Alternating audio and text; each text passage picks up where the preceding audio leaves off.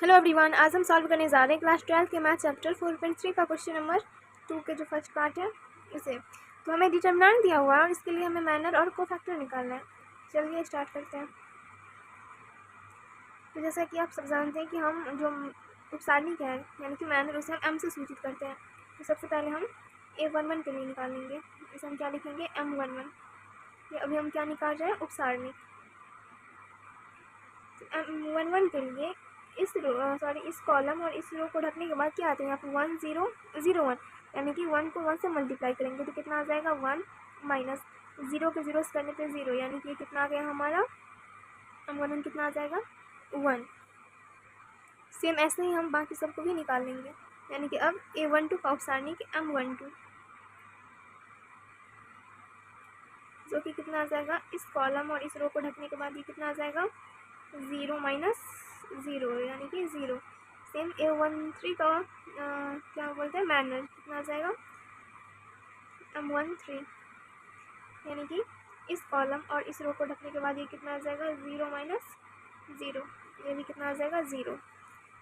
अब A21 के लिए इसे हम कितना लिखेंगे M21, यानी कि इस रो और इस कॉलम को ढकने के बाद हमारे पास कितना बचेगा 0 माइनस 0, यानी कि 0।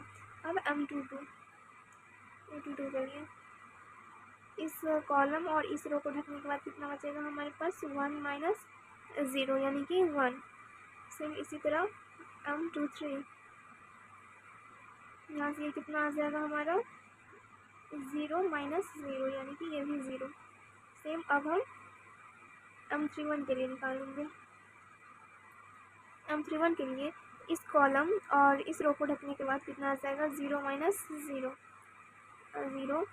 M32 के लिए यहाँ पे 1 माइनस 0, यानी कि यहाँ पे ये भी 0 ही होगा क्योंकि 1 को 0 से मल्टीप्लाई करने पे 0, यानी कि ये भी कितना आ जाएगा 0।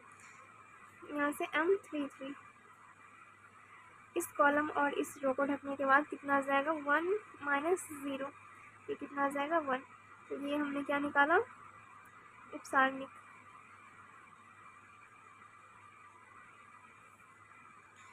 अब हम सहखंडज निकालेंगे।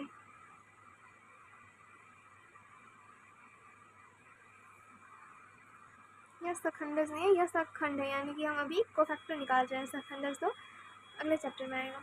यहाँ पे सहखंड, इसके लिए हम कुछ नहीं करेंगे, बस सिंपल सा A11 A12 A13 A21 A22 A23 A31 A32 and A33।